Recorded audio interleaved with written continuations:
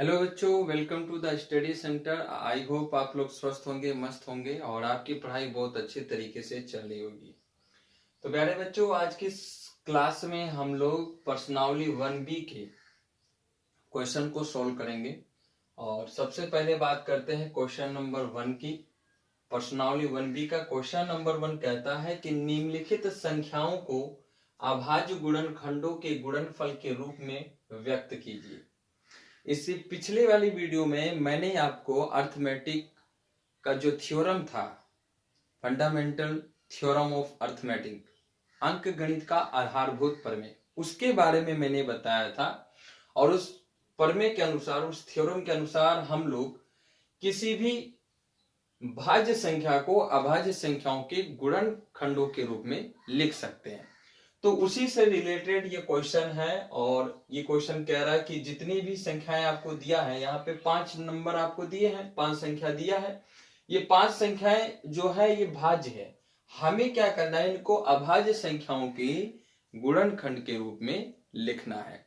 ठीक है, आपने छोटी कक्षाओं में इस टाइप के क्वेश्चन बहुत किए हैं। क्लास 7th 8th में ऐसे क्वेश्चन आपने किया है। इसको हमें प्राइम फैक्टोरेशन करना है, अभाज्य गुणनखंड करना है ना। तो चलिए हम लोग एक एक क्वेश्चन को सॉल्व करते हैं। सबसे पहले हम लोग बात करते हैं क्वेश्चन नंबर 1 की। क्वेश्चन नंबर 1 आप देखिए, इसमें क्या दिया है, ये दिया है 140। हमें इसका अभाज्य गुणनखंड करना है। तो हम लोग क्या करेंगे, सीधे इसमें जो है 2 का भाग देंगे, क्योंकि इसके लास्ट में 0 है। तो 2 सते 14 हो जाएगा, फिर 0, अभी भी 2 का भाग जाएगा। तो 2 तिया 6, 2 पंचे 10, 35 आ गया।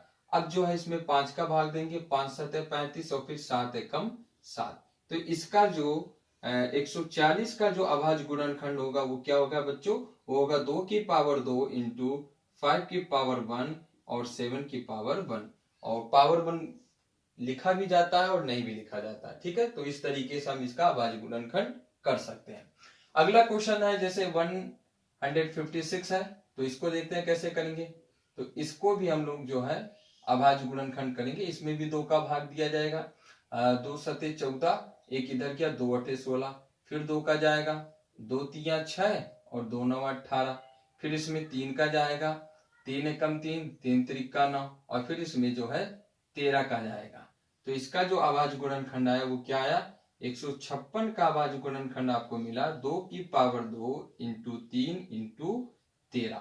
ठीक है, 2 दूना 4, 4 तिया 12 और 12 इंटू 13 जो होता है वो 156 होता है। इस तरीके से आप जो है अभाज्य गुणनखंड कर सकते हैं।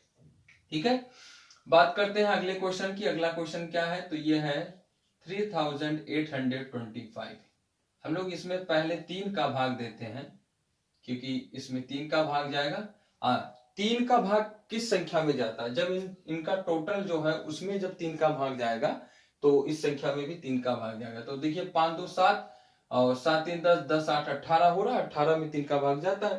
तो हम इसमें देखेंगे 3 एकम 3, उसके बाद 3 दूना 6, तो 2 इधर गया, 3 सते 21 और फिर इधर गया 1, तो 3 पचे 15। अब देखिए 5 2 7, 7 और 1 8 1 9 1 10। अब जो है इसमें हम लोग जो है किसका भाग देंगे, देखिए 2 1 3, 3 7 10, 1 5 15, वापस 3 का जाएगा। तो 3 चौक 12 हो गया। ठीक है, और 3 दूना 6 हो गया और 3 पचे 15 हो गया। अब 4 2 6 5 गया। अब किसका भाग जाएगा, लास्ट में 5 है तो 5 का भाग जाएगा। 5 अठे 40, 2 इधर गया और 5 25, फिर वापस 5 का जाएगा। तो 5 का देंगे, 5 एकम 5, 3 उधर गया, 5 सते 35 और ये हो गया 17। तो ये इसका अभाज्य गुणनखंड हो गया। तो 3825 है ना, 3825 का जो प्राइम फैक्टोरेशन होगा वो क्या होगा, 3 की पावर 2, 5 की पावर 2 इंटू 17। ये इसका प्राइम फैक्टोरेशन होगा।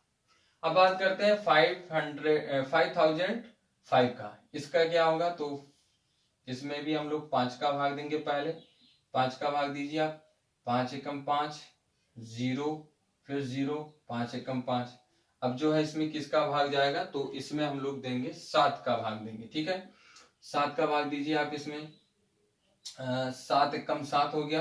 ठीक है, 3 उधर गया, तो 7 एकम 7, 3 उधर गया, 7 चौक 28, फिर 2 उधर गया तो 7 तिया 21।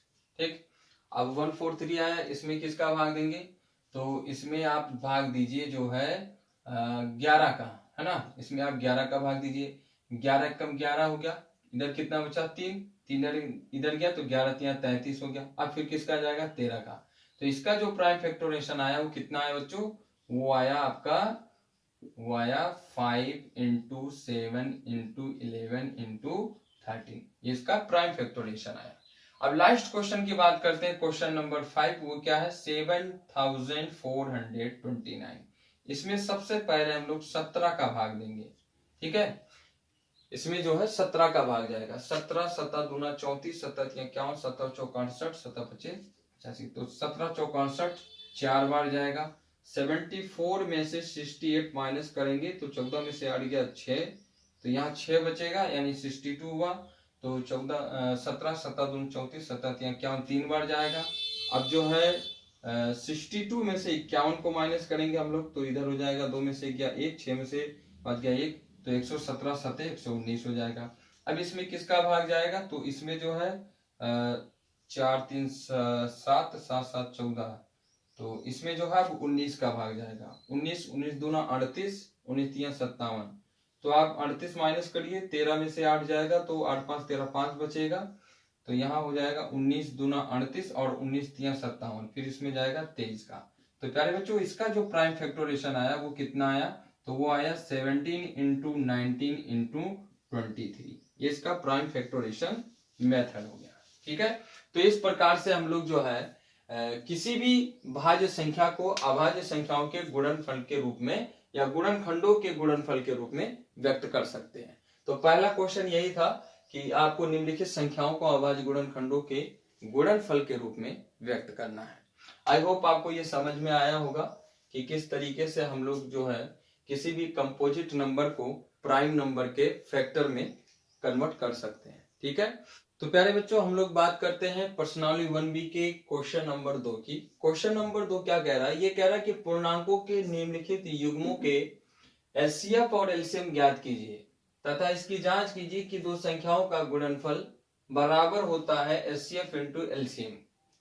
यानी जो भी युग्म आपको दिया है संख्याओं के, इन दोनों संख्याओं के युग्म का आपको एचसीएफ और एलसीएम निकालना है और उसके बाद में ये चेक करना है कि इन दोनों संख्याओं का जो गुणनफल होगा, मतलब इन दोनों संख्याओं को जब गुणा किया जाएगा तो गुणा करने पे जो गुणनफल आएगा वो गुणनफल एचसीएफ और एलसीएम के गुणनफल के बराबर होगा। यही आपको इसमें प्रूव करना है। तो चलिए कैसे किया जाएगा आइए देखते हैं। सबसे पहले हम लोग क्वेश्चन नंबर फर्स्ट की बात करते हैं, 26 और 91। हमें इसका एचसीएफ और एलसीएम निकालना है। तो प्यारे बच्चों हम लोग जानते हैं कि एचसीएफ और एलसीएम निकालने का तरीका क्या है, हम इसका क्या करेंगे, अभाज्य गुणनखंड करेंगे, है ना। तो 26 का अभाज्य गुणनखंड करिए आप, 2 का भाग देंगे, 13 बार जाएगा और 13 दूना 26 और फिर 13 एकम 13, ये इसका अभाज्य गुणनखंड हो गया। यहीं पर आप 91 का भी कर लीजिए। 91 का करेंगे तो इसमें किसका भाग जाएगा, तो इसमें जो है पहले 7 का जाएगा, 13 7 91 होता है, 13 एकम 13। ठीक है, अब हमें यहाँ पे क्या निकालना है, इसका एचसीएफ निकालना है और क्या निकालना है, एलसीएम निकालना है। ठीक है, तो मैंने आपको बताया था कि जब भी हम एचसीएफ निकालते हैं तो कॉमन फैक्टर को देखते हैं कि दोनों में क्या ऐसा फैक्टर है जो कॉमन है ना। उभयनिष्ठ गुणनखंड को ढूंढा जाता है। तो आप देखिए यहाँ पे भी 13 है और यहाँ पे भी 13 है, तो इसका एचसीएफ कितना हो गया प्यारे बच्चों, 13 हो गया। और एलसीएम क्या होता है, एलसीएम जो होता है वो कॉमन के अलावा बाकी जो फैक्टर बचे हैं उनका गुणनफल जो होता है वो एलसीएम होता है। तो 13 के बाद में क्या बचा था, 2 बचा और उसके बाद 7 बचा, तो ये इसका क्या हो जाएगा प्यारे बच्चों, ये इसका हो जाएगा एलसीएम। ठीक है, तो 13 दूना 26 हो गया, 26 को 7 से मल्टीप्लाई करेंगे, 7 से 42 का 2 हासिल का 4, 7 2 14 4 18, 182, 182 इसका एलसीएम हो गया और 13 इसका क्या हो गया, एचसीएफ हो गया। अब हम इसकी जांच करते हैं ना, जांच करने पर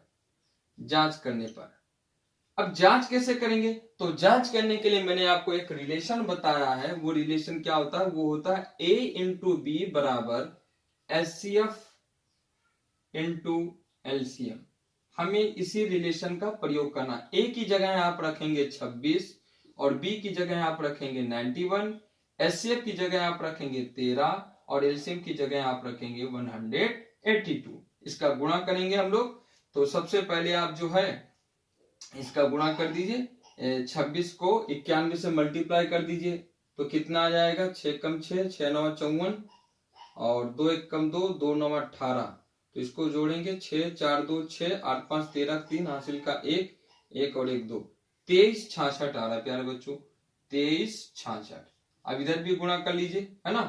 तो इधर गुणा करेंगे 182 को 13 से मल्टीप्लाई करिए, 13 दूना 26, 26 का 6 हासिल का 2 और 13 7 91, 13 8 104, 104 और 2 कितना हो गया 106 हासिल का 10, 13 कम 13 और 10 कितना हो गया 23। तो इधर भी 23 66 आ रहा है।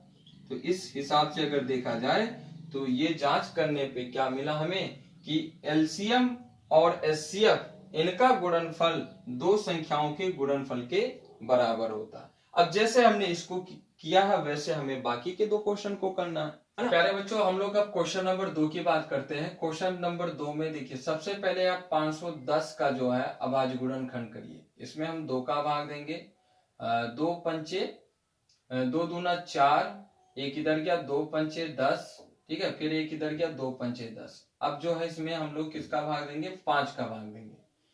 5 का भाग दीजिए,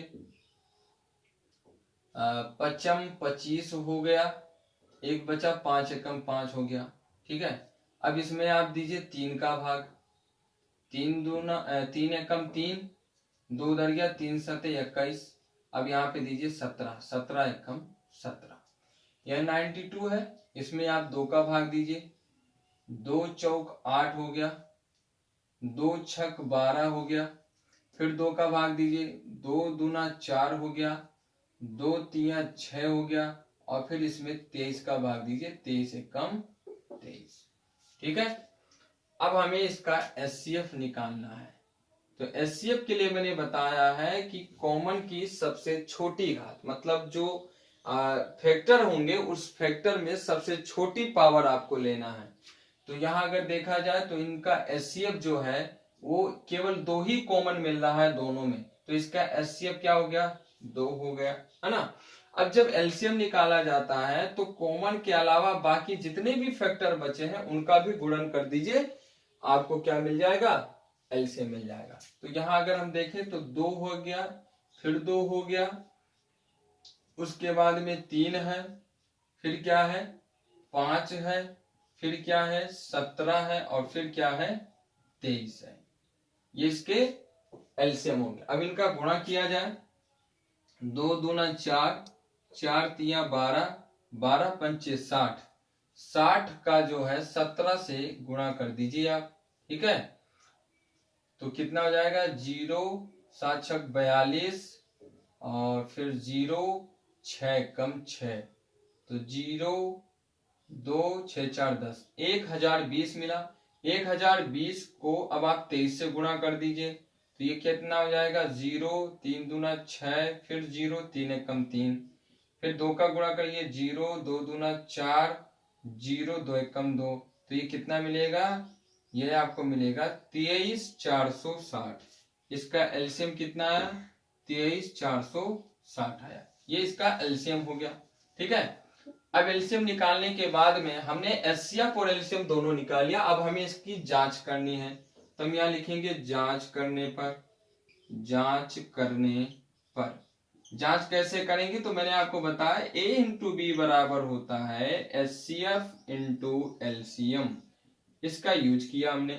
यहाँ हम A की जगह लिखेंगे 510 और B की जगह लिखेंगे 92, एचसीएफ की जगह लिखेंगे 2 और एलसीएम की जगह हम क्या लिखेंगे, 23460 लिखेंगे।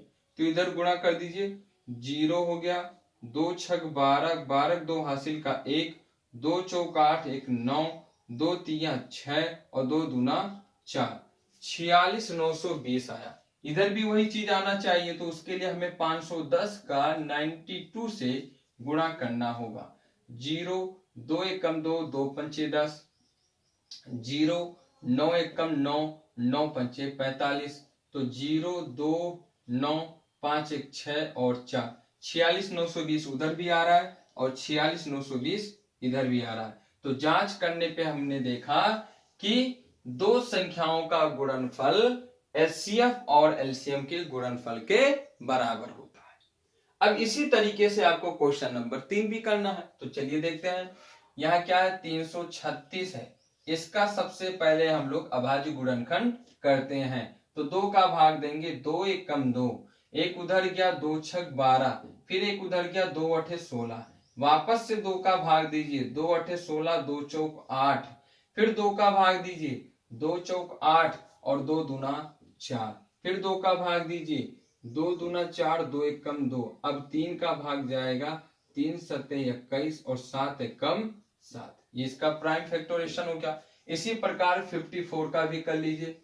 54 का करते हैं तो 2 का देंगे हम लोग, 2 दूना 4 और एक उधर गया, 2 सत्ते 14, फिर 3 का देंगे, 3 नवा 27, 3 त्रिका 9 और 3 एकम 3।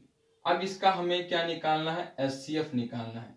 तो एचसीएफ के लिए मैंने बताया है आपको कि जो भी इसमें कॉमन है उसको पहले आप ले लीजिए।